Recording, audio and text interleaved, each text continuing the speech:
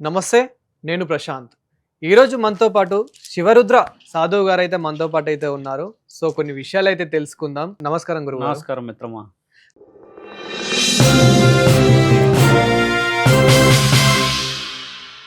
గురువుగారు, ఈ రోజుల్లో మనం ఎన్నో మోసాలైతే చూస్తూ ఉన్నాము. ఇలాంటి మోసాలు కాకుండా దేవుళ్ళ పేరు చెప్పుకొని కూడా చాలా మంది మోసాలు చేస్తూ ఉన్నారు. గుళ్ళ పేరు చెప్పుకొని, దేవుళ్ళ పేరు చెప్పుకొని. సో ఇలాంటి వారు ఎవరు? అసలు ఎందుకు ఇలా చేస్తూ ఉన్నారు? అలాంటి వారికి ఎలాంటి శిక్ష పడుతుంది అనుకోవచ్చు? వాస్తవం. అంటే మీరు అడిగిన ప్రశ్న ఎలా ఉంటుందంటే మిత్రమా, బాగా సెటిల్ అయిన మనిషి ఉన్నాడు అనుకుందాం. ఉదాహరణకి మంచి పలుకుబడి ఉన్న మనిషి ఉన్నాడు అనుకుందాం. అందరికీ తెలిసిన వ్యక్తి అయితే ఏదైనా ఒక వర్డ్ వదిలేశారు అనుకోండి, హ్మ్. కొంత ఒక వారం రోజులు 10 రోజులు ఇంటర్వ్యూలే అవుతాయి. ఎలాంటి చర్యలు కనబడవు. అవును. జస్ట్ ఇంటర్వ్యూలే. ఇంకా నాలాంటి వాళ్ళకి 10 మంది ఒక దగ్గర కూర్చొని, ఇంకోళ్ళు ఇంకో దగ్గర కూర్చొని, మొత్తానికి యూట్యూబ్ అంతా ఒక 60-70 వీడియోస్ పడతాయి, కానీ అసలైన పరిష్కారం రాదు. అవును. ఇప్పుడు ఒక వ్యక్తి మీరు అన్నట్టుగా దేవుళ్ళ పేరే చెప్పిండో, హ్మ్. లేకపోతే గుడిల పేరే చెప్పిండే అనుకోండి. గుడిల పేర్లు చెప్పుకొని మరియు దేవుళ్ళ పేరు చెప్పుకొని మనం పూట గడుపుకోవచ్చు. హ్మ్. తర్వాత జీవితాన్ని నడుపుకోవచ్చు, కుటుంబాన్ని పోషించుకోవచ్చు. హ్మ్. ఎందుకంటే దేవుడి పేరు చెప్పుతున్నాం, అలాగే ఒక గుడి పేరు చెప్పుకుంటున్నాం. కానీ నేనే దేవుడు నన్ను చెప్పుకుంటే మాత్రం బీఫ్ మంచి చింతపండు చేసే బాధ్యత మొదట నాదే. హ్మ్. దేవుడి పేరు చెప్పుకొని బతకొచ్చు, ఓకే. ఎందుకంటే దేవుడు ఇచ్చిన అవకాశమే అది. ఇప్పుడు ఈరోజు మీరు సంస్థలు పనిచేస్తున్నారు కాబట్టి సంస్థ పేరు చెప్పుకుంటే జీతం వస్తుంది, దాని ద్వారా ఇల్లు ఈఎంఐలు నడుస్తాయి. కాబట్టి హ్మ్. దేవుడి పేరు చెప్పుకొని బతకడం ఎక్కడ శాసనంలో తప్పులేదు. హ్మ్. నేనే దేవుడు అనడం తప్పుంది. మళ్ళీ దేవుళ్ళల్లో ఈ దేవుడే గొప్ప అనడం తప్పుంది. ఓకే. నేను చెప్పిన వర్డ్ మీకు అర్థమై ఉండవచ్చు. అవును. కొంతమంది ఈ మధ్య కాలంలో చూసినప్పుడు ఏం చేస్తారంటే, ఫలానా వాళ్ళే గొప్ప అని అన్నప్పుడు తుమ్మితే చచ్చిపోయే జీవితం. హ్మ్. గట్టిగా తుమ్మినా గుండె ఆగిపోయే జీవితాలు ఇప్పుడు మనకి. అవును. 50 కావచ్చు, 60 కావచ్చు, 40 కావచ్చు, 20 కావచ్చు, ఏ క్షణమైనా కావచ్చు. అలాంటిది 1150 ఎప్పుడో 200-300 సంవత్సరాల్లో, లేకపోతే 1500 సంవత్సరాల క్రితం రాయబడిన చరిత్రలు మేమే రాసామని చెప్పడం, మీరు అన్నట్టుగా ఇందాక చెప్పిన వర్షన్ వస్తుంది. హ్మ్. ఇది అసలు సిసలైన మోసం ఇది మిత్ర. అంటే ఎగ్జాంపుల్‌గా మనం మాట్లాడుకుంటే నిజామాబాద్ జ్యోతి ఈ మధ్య కాలంలో చాలా ఫేమస్ అయింది. అవును. మణిదీపేశ్వర అమ్మవారు పేరు హ్మ్. చెప్పుకొని తనకే కలలో వస్తుంది, తనకే దేవుడొస్తుంది అని చెప్పేసి హ్మ్. గుళ్ళోనే దయ్యాలను వదిలించడము ఇలా తను చేస్తూ ఉంది. కానీ హ్మ్. అదంతా ఫేక్ అని చెప్పేసి తెలిసింది. హ్మ్. సో ఇట్లాంటి వారు గురించి ఏం చెప్తారు? అలాంటి వారు అంటే ఇక్కడ ఇంకో విషయం ఏంటంటే, ఆవిడైతే అబద్ధం, హ్మ్. మోసం, ఇది విషం. ఇప్పుడు సమాజాన్ని మోసం చేసింది కాబట్టి ఫలానా ఛానల్ వాళ్ళు, లేకపోతే ఫలానా శివశక్తికి సంబంధించిన వాళ్ళు, లేకపోతే మిగతా గురువులు, నేనే డైరెక్ట్ అక్కడ దాకా పోవడం, ఇట్లాంటి కొన్ని నిర్ధారణ జరిగింది, బాగుంది. హ్మ్. ఇప్పుడు అసలు సిసలైన మోసం జరిగింది ఎవరికి? ఆవిడకే జరిగింది మోసం. అవును. ఇమేజ్ పోయింది, మర్యాద పోయింది. నువ్వు అనుకున్న ఏదైతే ఆలోచన చేసావో అది దెబ్బతిన్నది. హ్మ్. ఈరోజు అదేదో పాలకోవ పాట పెట్టింది మళ్ళీ, కోవబన పాట. అవును. అంటే దేవతను అనుకున్నప్పుడు నీవు గాంభీర్యత్వాన్ని, దేవతను అనుకున్నప్పుడు నీలో ఉన్న పౌరుషత్వాన్ని హ్మ్. కోల్పోయి ఇలా చేతూపుతూ ఏదో పాలకోవ బన గురించి ఏదో అంటూ ఉంది. అంటే అవును. నీ స్థాయి అది అన్నమాట. యాక్చువల్లీ చూసారా, ధర్మం నీవైపోతే ఏదో ఒక రోజు గెలుపు మనదే. హ్మ్. కానీ మానవ ధర్మాన్ని మరిచిన నీవు దేవతని ప్రకటింపబడి స్వయం ప్రకటిత దేవత అనిపించుకోవడం చేత, అందులో లలిత త్రిపుర సుందరి అనే ఆవిడ గొప్ప స్థాయిలో ఉన్న దేవత కావడం చేత, అవును. ఆ అమ్మవారు అంటే జగన్మాతను అవమానపరచడం చేత అమ్మవారు కొట్టిన దెబ్బ ఎలా ఉంది చూసారా? హ్మ్. ఇది అసలైన దెబ్బ. ఎవడు తెలుసుకున్నది. అవును. అలాంటి వ్యక్తులు బయటికి రావడానికి ఇప్పుడు కొంచెం సంకోచిస్తూ ఉన్నారు. హ్మ్. నాకు తెలిసి అంటే నాకు వచ్చిన ఇప్పుడు ఎవరికి ఉండే బ్యాక్గ్రౌండ్ వాళ్ళకు ఉంటుంది మిత్రమా. హ్మ్. ఇప్పుడు నాకు చాలామంది ఫోన్లలో కానీ నాతో మాట్లాడినప్పుడు చెప్పే విషయాలు కూడా ఎలా ఉంటాయంటే, హ్మ్. గతంలో ఇలా ఉండే, ఇప్పుడు మారాం. అంటే మీరు వెరీ డెప్తబుల్గా చెప్పారు గురువుగారు. ఒక అమ్మవారి శరీరం మీద కానీ, లేకపోతే అమ్మవారికి జరిగే ఇబ్బందులే కానీ, హ్మ్. ఆ తర్వాత ఎదుర్కొనే ఇంటి పరిస్థితులే కానీ, ఆరోగ్య పరిస్థితి ఇంత డెప్త్గా చెప్పినాక, అమ్మవార్లు ఉన్నారు, మేము పూజించుకుంటున్నాం అంటున్నారు. కానీ వాళ్ళు మార్పు ఎలా అంటున్నారంటే, గతంలో పొరపాటు, హ్మ్. మేము గతంలో కొంచెం వేరేలా ఆలోచించే వాళ్ళం స్వామి, ఇప్పుడు కొద్దిగా ఆలోచన ఉంటే ప్రజలు కూడా కోరుకుంటున్నది ఏంటంటే స్వామి, వాళ్ళకి నిజమైన అవగాహన ఇచ్చే వాళ్ళు కూడా కావాలి. అవును. లేదంటే ఇదిగోండి ఈవిడే ఈ తైతక్కలు ఆడుతూ వచ్చేసి అది అర్థం లేని పర్థం లేని నేను గెలిచాను నడిచి ఈరోజు ఓడిపోయింది ఆవిడ. హ్మ్. చూసారా? దేవతలని దేవుళ్ళని ఎప్పుడు కూడా మనము అసలు వాళ్ళని ఊహించడానికి కూడా అర్హత లేని శరీరాలు ఇవి స్వామి. అవును. ఎందుకంటే మనము పున్నమ నరకాల నుంచి పుట్టో లేకపోతే కర్మ ఫలితాలను అనుభవించడానికి పుడుతున్నాం కాబట్టి హ్మ్. పరమాత్ముడు మనకు ఒక మోక్ష మార్గమో లేకపోతే ధర్మ మార్గమో ఒక దారి అవును. గురువు ద్వారా లేకపోతే ఎవరైనా ఉపాధ్యాయుల ద్వారా మంచి హ్మ్. స్నేహితుల ద్వారా భార్య ద్వారా అమ్మా నాన్నల ద్వారా పుణ్యం వస్తుంది. హ్మ్. ఇవన్నీ వదిలిపెట్టేసేసి దేవుడిని నాకు ఏమిచ్చావు అనుకున్న వాళ్ళకి ఇప్పుడు కొందరికి నిదర్శనం కావాలి. మోసమే ఇది. హ్మ్.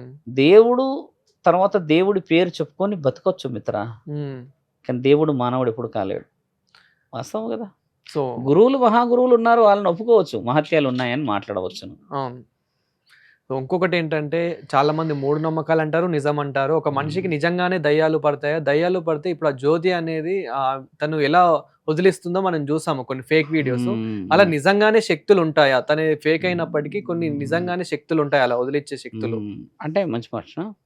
ఈవిడని అక్కడికి వదిలేద్దాం. హ్మ్. జ్యోతి గారిని ఏం చేద్దాం అక్కడ నిజామాబాద్‌లో ఉన్న ఆ రిసార్టో ఏదో ఉంది కదా వాళ్ళ ఫంక్షన్ మన హ్మ్. వెంచర్‌లో వదిలేసేద్దాం ఇంకా. దయ్యాలు, భూతాలు ఉన్నాయన్న విషయంకొస్తాం ఇంకా. అవును. ఎందుకంటే ఆ అమ్మకి సంబంధించిన విషయం కాదు. హ్మ్. క్షుద్ర అంటారు దీన్ని. ఓకే. క్షుద్ర అంటే ఏందంటే మిత్ర, ఒక వ్యక్తిని మనం మానిటర్ చేయడం. హ్మ్. ఇప్పుడు నేనున్నాను, మీతోని బాగా మాట్లాడితే మీరు నాకు అడిక్ట్ అవుతారు. అవును. ఒకవేళ నేను ఫీమేల్ వర్షన్ అనుకోండి, మీరు హ్మ్. ఇంకొక విధంగా అడిక్ట్ అవుతారు. అవును. కానీ ఫీమేల్ వర్షన్‌లో మళ్ళీ రిలేషన్స్ ఉంటే మీరు ఆ విధంగా అడిక్ట్ కాలేరు. హ్మ్. అయితే ఇక్కడ క్షుద్ర అనేది ఏందంటే సంబడి అంటే నిన్ను మానిటర్ చేసే ప్రక్రియని క్షుద్ర అంటారు. హ్మ్. ఈ క్షుద్ర ప్రయోగం అంటే ఏమిటి? అంటే ఒక వ్యక్తి నువ్వు చెడ్డోడు అని చెప్పేసి మారుస్తే నువ్వు చెడ్డోడు అని మారిపోతావు ఒకటి. హ్మ్. ఇంకొక వర్షన్ ఏందంటే నువ్వు మంచోడివే కానీ నిన్ను వాడు మోసం చేశాడు. వాడు నిన్ను వెన్నుపోటు పరిచాడు అంటే నీకు తెలియకుండా నీకు పగ పెంచుతుంటాడనమాట ఒక వ్యక్తి.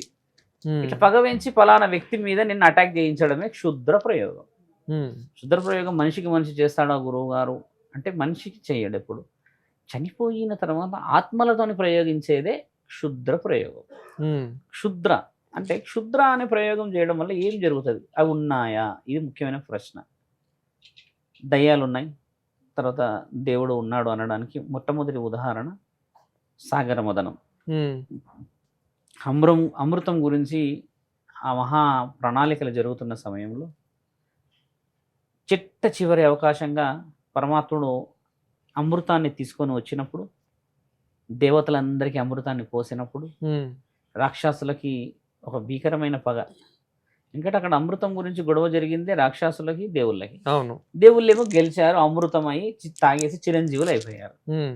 ఈ దయ్యాలు, భూతాలు, అసురులు, రాక్షసులు అనేవాళ్ళు గెలవలేకపోయారు. వీరి మీద పగ సాధించాలి అని చెప్పేసి పగతో రగులుతున్న వాళ్ళే క్షుద్రులు.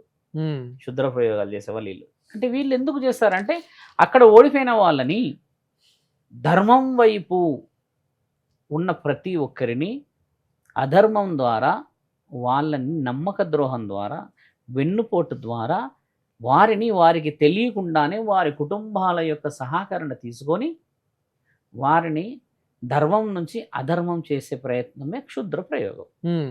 అంటే దయ్యాలు, భూతాలు ఉన్నాయనడానికి గల మొట్టమొదటి ఉదాహరణ అక్కడ అయిపోతే ఓకే. వారికి ఎందుకు ఆ శక్తి ఉన్నది? హ్మ్. దేవుళ్ళతోని పోరాడారు వాళ్ళు గుర్తుపెట్టుకోండి.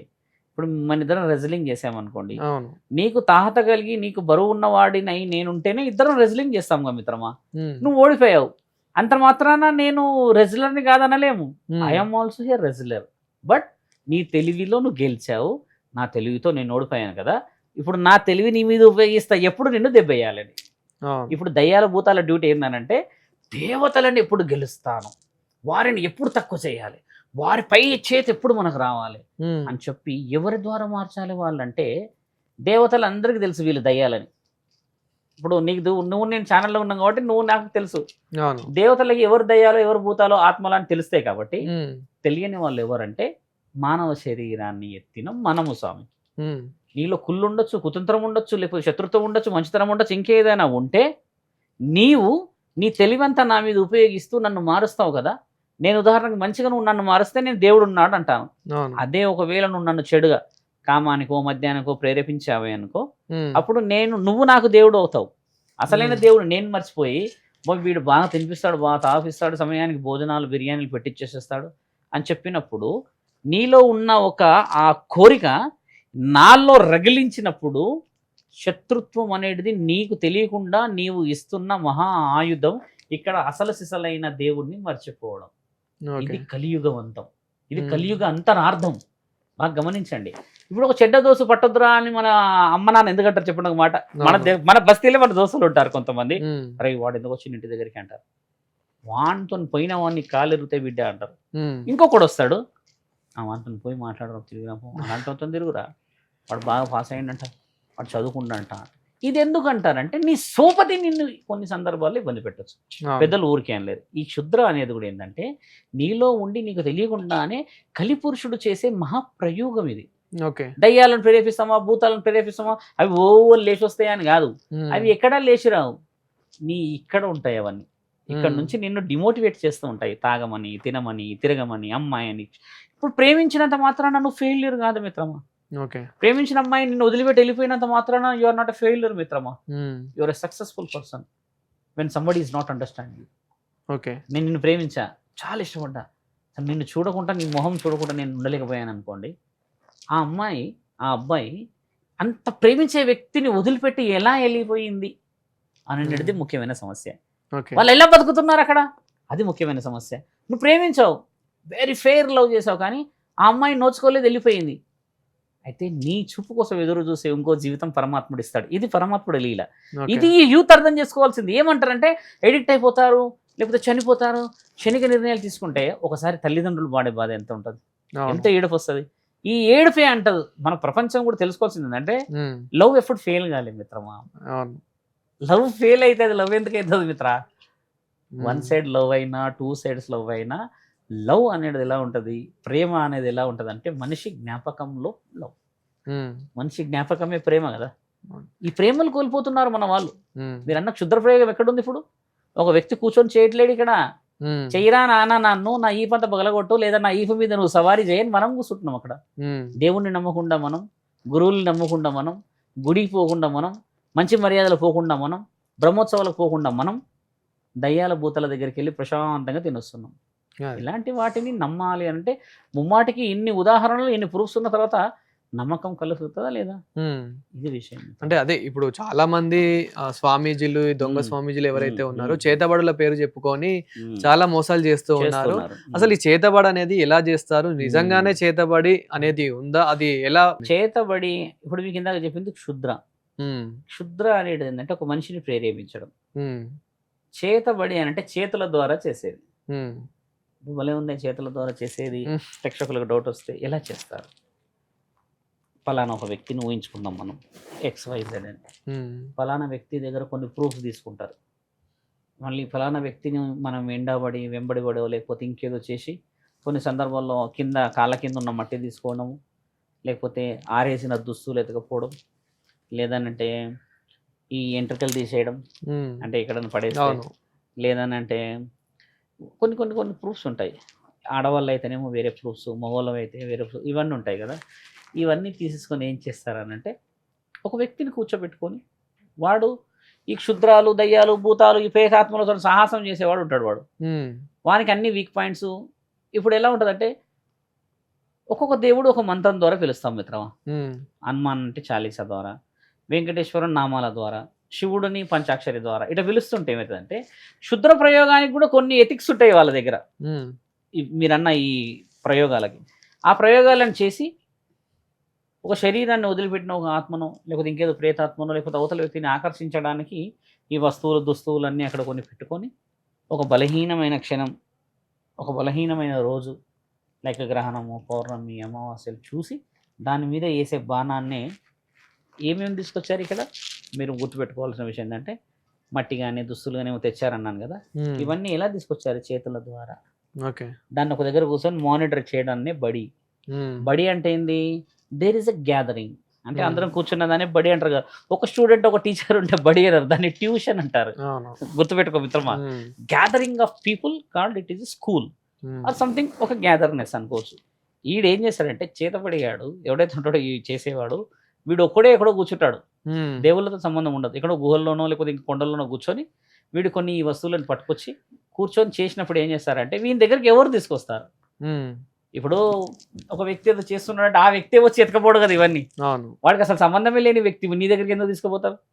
ఇప్పుడు నన్ను పిలిచావు, నేను కాంటాక్ట్ అయ్యాను, పలానా దగ్గర ఉన్న స్వామి ఈ రూట్లో వస్తున్నా పంజగుట్టలు అని చెప్పి లైవ్ ట్రాకేషన్ ట్రేస్ చేసావు అంటే నా సిగ్నల్ ఉంది నీకు అక్కడ, నువ్వు నాకు ఇద్దరి మధ్యలో సిగ్నల్ నడుస్తుంది. ఇలా నీ ఇంటి వాళ్ళు, నీ స్నేహితులు, నీ ప్రేమికులు, నీ మంచి వాళ్ళు, నీ చెడ్డ వాళ్ళు ఒకళ్ళు వాడితో మానిటర్లు ఉంటారు ఇక్కడ.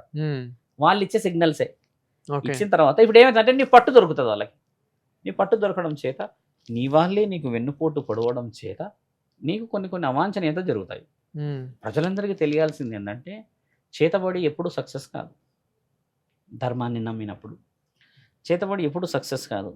నీ కులదైవం ఇలవెలుపులని నువ్వు నిమ్మలంగా నీతి నిజాయితీల్లో పూజలు చేసినప్పుడు ఇవన్నీ వదిలిపెట్టేసేసి నువ్వు ఎప్పుడైతే విచలవిడతనంగా నీవు మోసపూరితమైన జీవితంలో ఉంటావో అక్కడే పని చేస్తాయి కొందరు బాబాలు మీరు అన్నట్టుగా, కొందరు మోసగాళ్ళు మీరు అన్నట్టుగా.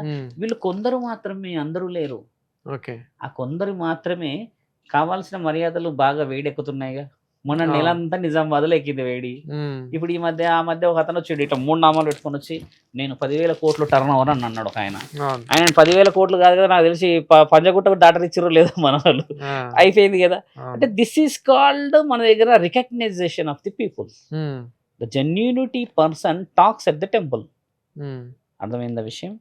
జెన్యూన్గా ఒక మనిషి ఉన్నవాడు, గురు స్వామి కానీ స్వామీజీ అయిన వాళ్ళు గుడి ప్రాంతంలోనే మాట్లాడతారు. అవకాశవాదులు దేవుడితో పని నీళ్ళు వాళ్ళే గుహల్లో తొంగుంటారు. ఇప్పుడు ఈ గుహల్లోకి ఆయనైతే వచ్చి నేను గుహలో ఉన్నారా అమ్మ అనలేరుగా. ఆయన ఎత్తుకుంటూ పోయింది మన వాళ్ళే. కాబట్టి మనుషులు ధర్మం వైపు మారాలి. ఇది ముఖ్యమైన ప్రణాళిక. వాడు మోసం చేయడానికి కూర్చున్నాడు, మరి నీకు బుర్ర లేదా? పోయి మోసపోతున్నావు అక్కడ అంటే ఇక్కడ నీ స్వార్థం ఉందని అర్థం కదా. కోడలు బాగలేదని, కొడుకు బాగలేడని, ఇంకా ఉన్న వేసేసేయాలని, అన్న ఉన్న చేసేసేయాలని, ఇదేదో చేసేసేయాలి, ఏదో పొడిసేసేయాలని దేవుణ్ణి పోయి అడగాల్సింది వదిలి ఆ గుహల్లో కూర్చొని శుద్ర ప్రయోగాలు శక్తులు ప్రయోగించడం దగ్గర పోతే మరి నిన్ను నువ్వు మోసం చేసుకున్న వాడివా కాదా మిత్రమా? ఇక్కడ జరుగుతుంది ఏంటంటే చేతబడి, బాణామతి లేకపోతే క్షుద్ర ప్రయోగాలన్నీ మనుషులు పోయి మనసే లేని ఒక మనిషితోని చేయించుకుంటున్నారు. ఇది విషయం. అక్కడ మనసున్న వాళ్ళు ఎవరు? దేవుడు. మనసున్న వాళ్ళు ఎవరు? తల్లిదండ్రులు. మనసున్న వాళ్ళు ఎవరు? మన పిల్లలు. మనసున్న వాళ్ళు ఎవరు? అన్నదమ్ములు, అక్క చెల్లెలు, మన తోడబుట్టిన వాళ్ళు. వీళ్ళందరినీ వదిలిపెట్టి కుటుంబాన్ని విచ్ఛిన్నం చేద్దామని ఒక వ్యక్తిలో కొంతమంది ఉంటారు. అలాంటి వ్యక్తుల్ని మొదట కుటుంబంలోనే అడుగు పెట్టనివ్వకూడదు.